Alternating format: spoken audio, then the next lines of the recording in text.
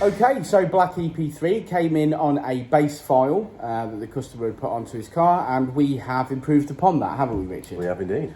Yeah, so it's got some modifications. It looks like it's got perhaps a Tegua 4-to-1 or a Jap Speed 4-to-1 manifold on there. It's got a spoon rep. Yeah, it's got a 2.5 inch midsection, and then a spoon rep 2.25 inch back box, which obviously doesn't help. As we've said many times before, once you start changing the inlet manifolds on these, obviously to the RRC, which is a great inlet manifold on this, there's restrictions either side for me on this opinion. It's got a very small induction kit on it, 2.5 inch induction kit, which is the AEM induction kit, but been fitted completely wrong. He said it's all down the bottom and it's a nightmare. We know we can improve on that for a start, because obviously they love a good induction kit, so a good 3.5 inch induction kit would make more power.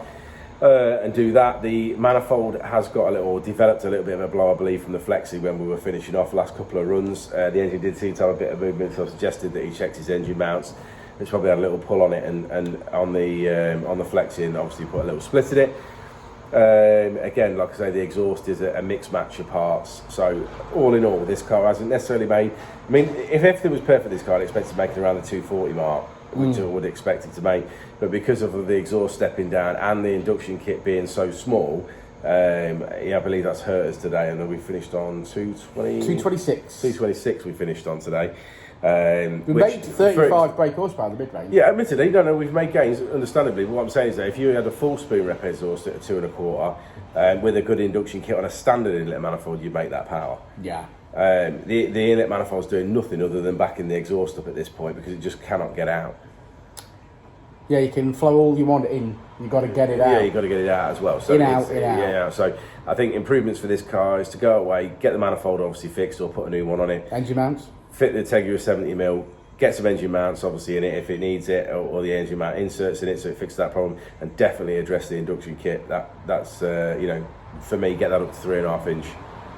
And bring it back, and I can't see any reason why this car wouldn't break the 240 at that point. Excellent. Well, want to look at the graph? Yeah, go on then. Come on then. Okay, so red line is as she came in on the customer's base file. Blue line is as she leaves. Made power right across the rev range there. Revved it out to 8.6. Yeah, pretty much. Improved upon it greatly. Lowered the Vtec. Let's have a look at that actually. It does look like we lowered the Vtec as well. Well, from the map before. Right, and we finish on 226 brake horsepower, which is 190 at the wheels. And I'm sure we'll see this one again. It's a lovely looking car, and he's quite the enthusiast, much like myself. I had a black EP3 and I do miss it. And this one's sort of making me pine for it.